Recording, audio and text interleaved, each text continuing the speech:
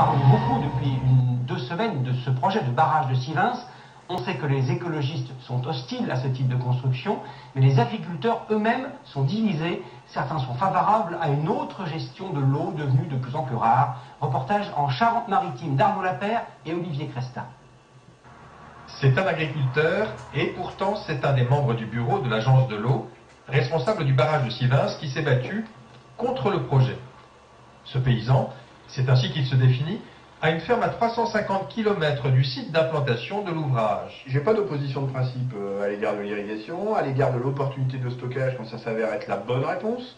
En l'occurrence à Sivens, il y avait des alternatives possibles qui n'ont pas été explorées, et donc dans le cas particulier de Sivens, effectivement, c'est pas la bonne réponse.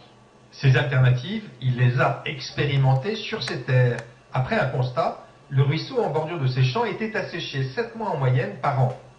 Un phénomène lié à l'apparition de la culture du maïs dans la région. Il a donc décidé de limiter sa propre production et de la destiner à la consommation humaine. Il utilise aujourd'hui des semences qu'il crée lui-même, très économes en eau. La Charente-Maritime est un des départements en France où la situation est la plus tendue à l'égard de la gestion de l'eau liée à l'irrigation du maïs. Et vous n'arrosez pas? Je n'arrose pas. Ces épis-là ont été obtenus effectivement en culture sèche sans irrigation. Un seul de ces 8 forages est encore utilisé pour abreuver ses bêtes. Ces animaux sont nourris exclusivement à l'herbe et non plus au maïs.